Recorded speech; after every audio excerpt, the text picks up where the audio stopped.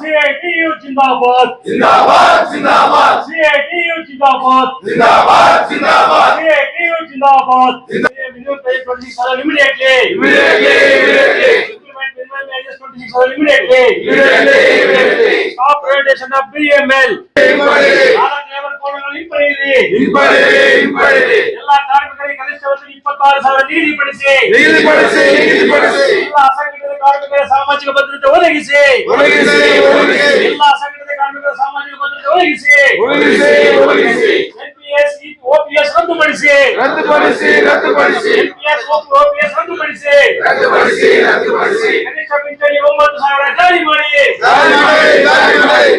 ವೇತನ 9,000 ಜಾರಿ ಮಾಡಿ ಕನಿಷ್ಠ ಪಿಂಚಣಿ ವೇತನ 9,000 ಜಾರಿ ಮಾಡಿ ಅಗ್ನಿವೀರ್ ಯೋಜನೆ ರದ್ದುಗೊಳಿಸಿ ಅಗ್ನಿವೀರ್ ಯೋಜನೆ ರದ್ದುಗೊಳಿಸಿ ಕರ್ನಾಟಕ ಉಚ್ಚ ನ್ಯಾಯಾಲಯ ಆದೇಶ ಪ್ರಕಾರ BML ಕಾರ್ಮಿಕರಿಗೆ ಪರಿಹಾರ ನೀಡಿ ಆದೇಶ ಪ್ರಕಾರ BML ಕಾರ್ಮಿಕರಿಗೆ ಪರಿಹಾರ ನೀಡಿ அகில இந்திய ஆல் இந்தியா டிமாண்ட் டே அப்படின்னு சொல்லிட்டு இன்னைக்கு அனுசரிக்கப்படுகிறது. என்னன்னு கேட்டீங்கன்னாக்கா எதுக்காக இது அப்படின்னாக்கா அகில இந்திய அளவுல எல்லாம் தாசில்தார் ஆபீஸும் எல்லாம் டிஸ்ட்ரிக்ட் ஆபீஸ் முன்னாடி தாசில்தார் டிசி மனு கொடுக்கணும் அப்படின்ட்டு ஒரு தீர்மானம் அகில இந்திய அளவுல தீர்மானிக்கப்பட்டு இன்னைக்கு மோடி கவர்மெண்ட் வந்த பிறகு என்னென்ன சூழ்நிலை நடந்திருக்குது, அவங்களோட திட்டங்கள் என்ன அப்படின்றது ஏற்கனவே மக்கள் தொழிலாளர்கள் எல்லாம் அறிஞ்சது. ஆனா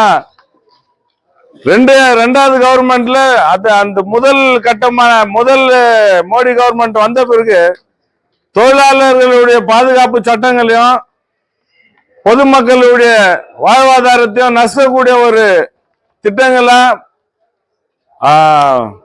பிரைவேடைசேஷன் முதலாளிகளுக்கு ஆதரவான ஒரு கவர்மெண்டா ஆரம்பிச்சு அதை ரெண்டாவது மோடி கவர்மெண்ட் NDA 2 அப்படின்னு வந்த பிறகு அதை இன்னும் பலப்படுத்தி தொழிலாளர்கள் மேல வரி GST அமல்படுத்தி எல்லாத்துக்குமே GST போட்டு இன்னைக்கு தொழிலாளர்களையும் பொதுமக்களையும் ஒரு கஷ்டமான ஒரு வாழ்வாதாரத்தை இன்னைக்கு மோடி கவர்மெண்ட் பண்ணியிருக்குது.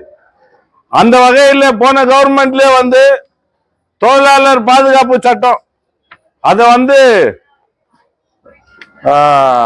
சுதந்திரத்துக்கு முன்னாடி இருந்தே நம்ம தொழிலாளர்கள் தொழிற்சங்கம் பாடுபட்டு ஒரு சட்டங்களை நம்மளுக்கு பெற்று தந்த அந்த சட்டங்கள் எல்லாம் இன்னைக்கு எல்லாத்தையும் சுருக்கி 4 சட்டங்களை ஆக்கி அதுல PF ESI பாதிக்கக்கூடிய ஒரு சூழ்நிலை இந்த 4 கோடா அந்த சட்டத்தை உருவாக்கி அதுல தொழிலாளர்கள் இருக்கக்கூடிய அந்த சலுகைகளை உரிமைகளை இன்னைக்கு பறிக்கக்கூடிய ஒரு சட்டத்தை உருவாக்கி இருக்கிறாங்க.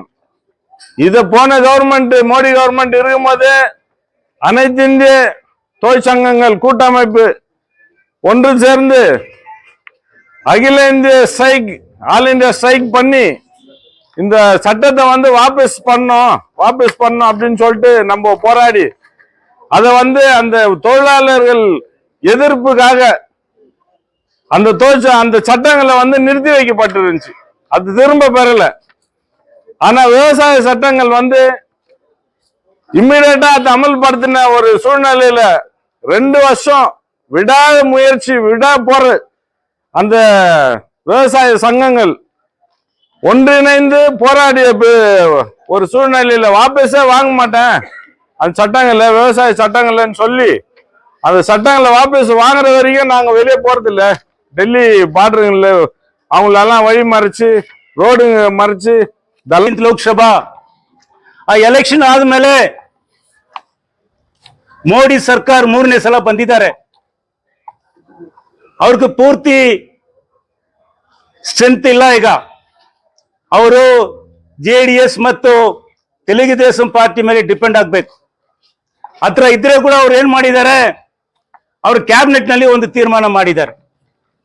ಏನ್ ತೀರ್ಮಾನ ಮಾಡಿದ್ದಾರೆ?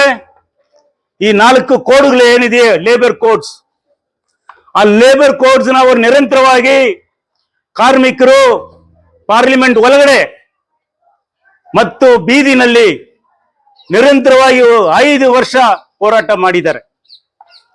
ಹೋರಾಟ ಮಾಡಿ ಮಾಡಿ ಕೊನೆಯಲ್ಲಿ ನರೇಂದ್ರ ಮೋದಿ ಪಾರ್ಲಿಮೆಂಟ್ ನಲ್ಲಿ ಬಂದು ಆ ಕಾಯ್ದೆಯನ್ನು ಪಾಸ್ ಮಾಡಕ್ಕೆ ಆಗ್ಲಿಲ್ಲ. he could not pass that bill.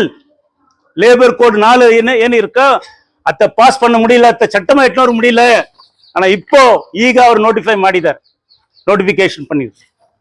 அதோட இன்னொரு என்ன பண்ணாங்கன்னா இமிடியேட்டா மோடி இன்னைக்கு என்ன பண்ணிருக்காருன்னா உங்களுக்கு எல்லாம் தெரியும், எல்லாருக்கும் பிஎஃப் கிடைக்குதா இல்லையா? எல்லாருக்கும் பிஎஃப் சட்டம் இருக்கு, இஎஸ்ஐ இருக்கு, பல்வேறு சட்டங்கள் இருக்கு. ஆனா அந்த பிஎஃப்ல ஒரு முக்கியமான விஷயம் என்னன்னு கேட்டா, நம்மள கிட்ட இருந்து 12% பிடிக்கிறாங்க. இங்க அங்கனவாடி அவங்களுக்கு பிஎஃப் இல்ல. இங்க டொமஸ்டிக் ஒர்க்கர்ஸ் வந்திருக்காங்க, அவங்களுக்கு பிஎஃப் கிடையாது, இஎஸ்ஐ கிடையாது, எதுவுமே கிடையாது அவங்களுக்கு. அந்த பிஎஃப் அமௌண்ட்டை வந்து முதலாளி மாலிக்ரோ முதலாளி அத்தை டிடெக்ட் பண்ண மாதம் வித்தின் அ வீக் அத்தை போய் டெபாசிட் பண்ணும். அவன் டெபாசிட் பண்ணலனா, ஒரு மாசத்துக்குள்ள டெபாசிட் பண்ணலனா அவன் மேல ஃபைன் வருது. இன்னைக்கு இருக்க வந்த உடனே பிளாட் ரேட் எடுத்து வந்திருக்காரு, 1% பர் மந்த். அப்போ 12 மாசத்துக்கு எத்தனை பர்சன்ட் வருது? 12% வருது. ಅಟ್ಲೀಸ್ಟ್ ನೀವು ಮಾತಾಡಯ್ಯ. ಇವರೆಲ್ಲ ಕೂತ್ಕೊಂಡಿರೋರು ಬಿಡಿ 355 ಗಾಡಿ ಉತ್ಪಾದನೆ ಮಾಡಿಲ್ವಾ? ಡೋಸರ್ ಮಾಡಿಲ್ವಾ? ಎಕ್ಸ್ಕವೇಟರ್ ಮಾಡಿಲ್ವಾ? ಯಾವ್ದು ಮಾಡಿಲ್ಲ, ಎಲ್ಲಾನ ಮಾಡಿದ್ದಾರೆ. ಅವಾಗ ಇವ್ರಿಗೆ ಎಲಿಜಿಬಿಲಿಟಿ ಇಲ್ವಾ? ಇವ್ರಿಗೆ ಟೆಕ್ನಿಕಲ್ ಕ್ವಾಲಿಫಿಕೇಶನ್ ಇಲ್ವಾ? ಇವ್ರಿಗೆ ಎಕ್ಸ್ಪೀರಿಯನ್ಸ್ ಇಲ್ವಾ? ಇಲ್ಲ ಅಂತ ಹೇಳ್ತಾನೆ ಅವನು. ಇಲ್ಲ ಅಂದ್ರೆ ನೀ ಹೆಂಗೆ ಗಾಡಿ ಮಾರಾಟ, ಅದಕ್ಕೆ ವ್ಯಾಲ್ಯೂ ಹೆಂಗೆ ಬಂದಿದೆ? ಏನು KGF ಅಲ್ಲಿ ಏನೇ ಡ್ರಾಮಾ ನಡೀತಾನೆ ಅನ್ನೋದು ಮಾತ್ರ ಹೇಳ್ತೀನಿ. ಒಬ್ಬರು ಬರ್ತಾರೆ ಬಿಜೆಎಂ ಓಪನ್ ಅಂತಾರೆ. ಇದಕ್ಕೆ ಮುಂಚೆ ಒಂದು 20 ವರ್ಷದ ಕೆಳಗಡೆ ಕರ್ನಾಟಕ ಚೀಫ್ ಮಿನಿಸ್ಟರ್ ಒಬ್ರು ಇದ್ರು, ಅವ್ರು ಕೋಟಿಲಿಂಗದಲ್ಲಿ ಹೇಳ್ಬಿಟ್ಟು ಹೋಗಿದ್ರು, ಆಯ್ತು 100 crores ತೆಗೆದಿಟ್ಬಿಟ್ಟಿದ್ವಿ ಬಿಜೆಎಂ ಓಪನ್ ಆಗುತ್ತಂದ್ರು. ಇನ್ನ ಕೆಲವರು ಬೆಂಬಲ ಹೋರಾಟ ಮಾಡ್ಬೇಕಾದ್ರೆ ಬೆಂಬಲ್ನ ಈ ಕಾಂಟ್ರಾಕ್ಟ್ ವರ್ಕರ್ಸ್ ಹೋರಾಟ ದಾರಿ ತಪ್ಪಿಸೋ ರೀತಿಲಿ, ಇಲ್ಲ ನೀವು ಅವ್ರ ಜೊತೆಗೆ ಹೋಗ್ಬೇಡಿ, ನಿಮಗೆ ಪರ್ಮನೆಂಟ್ ಮಾಡ್ತೀವಿ ಅಂತ ಹೇಳ್ತಾರೆ. ಅದೇ ತರ ಅಂಗನವಾಡಿ ವಿಷಯ ಆಗ್ಲಿ, ಡೊಮೆಸ್ಟಿಕ್ ವರ್ಕರ್ಸ್ ವಿಷಯ ಆಗ್ಲಿ, ಪಂಚಾಯತ್ ವರ್ಕರ್ಸ್ ವಿಷಯ ತಗೊಂಡಾಗ ಅಲ್ಲಿನ ಸ್ಥಳೀಯ ನಾಯಕರು ಏನ್ ಮಾಡ್ತಾರೆ, ಅವರನ್ನ ದಬ್ಬಾಳಿಕೆ ಮಾಡ್ತಾರೆ.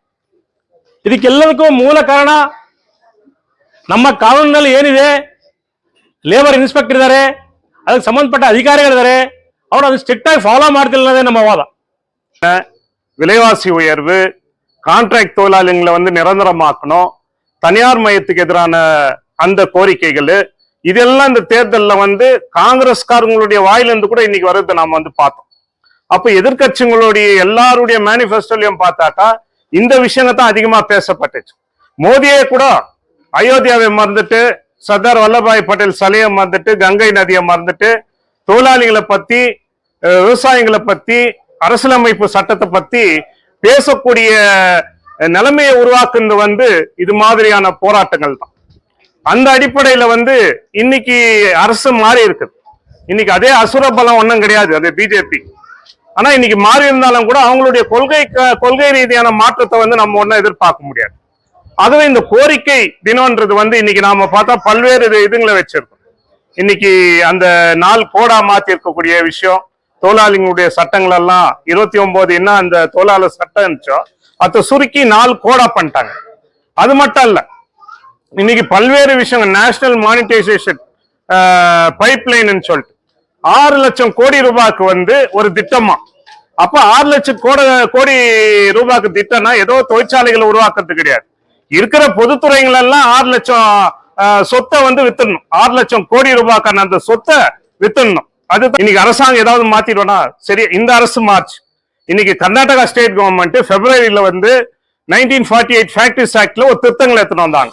ஒரு நாளைக்கு 12 hour வேலையை வந்து மாத்திட்டாங்க. அதே இதுக்கு முன்னாடி இந்த பிஜேபி அரசு. இந்த அரசு மாறிச்சு, பல சட்டங்களை அந்த அரசு கொண்டு வந்துச்சு. மதமாற்ற தடை சட்டம், இது மாதிரியான 12 hour ஒரு நாளைக்கான சட்ட திருத்தம் கொண்டு வரும்போது இந்த அரசு மாறிச்சு. அந்த 12 hour வேலையை வந்து இப்ப கேன்சல் பண்ணாங்களா? இந்த அரசு கிடையாது, காங்கிரஸ் அரசு. நம்ம பொதுவா பாராளுமன்ற தேர்தல் அது இதெல்லாம் போகும்போது தொழிலாளி வர்க்க நலனை பார்த்து தான் நம்ம வந்து அரசியல பேசுறது.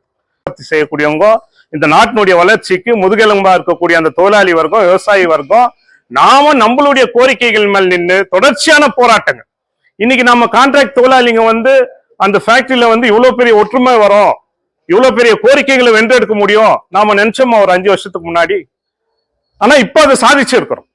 அந்த கோரிக்கைக்கு மேல இன்னைக்கு ஹைகோர்ட்டே வந்து ஒரு தீர்ப்பு கொடுக்கலாம், இல்ல தொழிலாளிகளுடைய கோரிக்கை நியாயமானது. இன்னைக்கு மேனேஜ்மெண்ட் கூப்பிட்டு பேசுவானா, அரசு எப்படி இருக்கும், இதெல்லாம் ஒரு பக்கம் இருக்கட்டும். நம்மளுடைய போராட்டம் தொடரும், தொடர்ச்சியா இருக்கும். சில பின்னடைவுகள் வரும், இதெல்லாம் இருந்தாலும் கூட ஆனா அந்த தொழிலாளி வர்க்கத்தினுடைய போராட்டம் எவ்வளவு பெரிய வெற்றிய சாதனை இன்னைக்கு ಉತ್ತರது பாருங்க. ಬಂದಿರುವ ತೀರ್ಪು ನಮ್ಮ ಗುತ್ತಿಗೆ ಕಾರ್ಮಿಕರು BML ನಲ್ಲಿ ಕೆಲಸ ಮಾಡೋರು ನಾನ್ ಪರ್ಮನೆಂಟ್ ವರ್ಕರ್, ಅವ್ರಿಗೇನು ಹೇಳಿದ್ದಾರೆ, ಇಲ್ಲಿನೇ ಅವ್ರಿಗೆ ರಿಸೋರ್ಸಸ್ ಇದೆ, ಅವ್ರಿಗೆ ಟೆಕ್ನಿಕಲ್ ಕ್ವಾಲಿಫಿಕೇಶನ್ ಇದೆ, ಅವ್ರಿಗೆ ಏನೆಲ್ಲ ಎಲಿಜಿಬಿಲಿಟಿ ಬೇಕು ಅದೆಲ್ಲ ಇದೆ.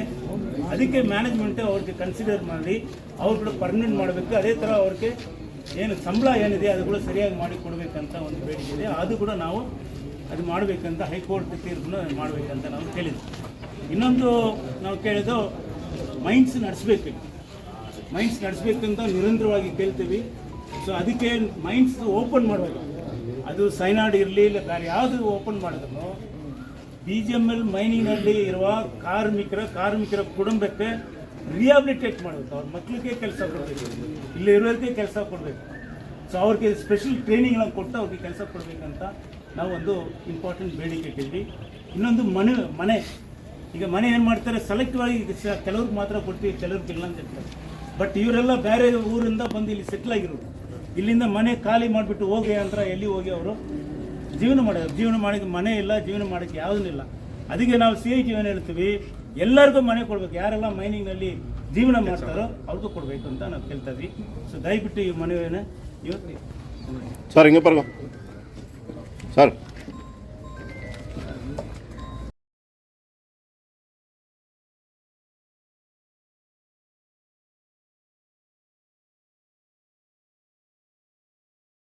Frisk time in KGF Live Birds Zoo along exhibition with huge gained wheel and kids new playing items with huge food court and many more new items. Visit one zoo park and amusement park at Malayali ground next to B.R. Ambedkar Park.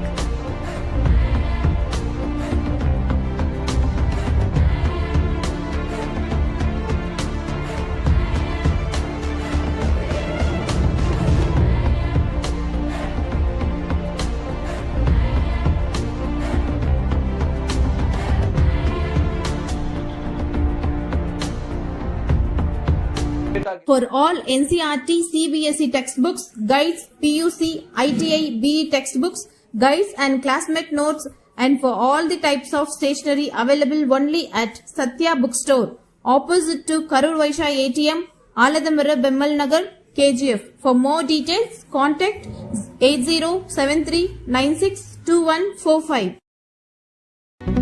பாரம்பரியமிக்க கைப்பக்குவமான சுத்தமான தரமான ருசியான கமகமக்கும் பிரியாணி சுவைத்து உண்ண Venus Ambur biryani classic family restaurant. ஆஹா என்ன சுவை, இது biryani. Venus Ambur biryani classic family restaurant.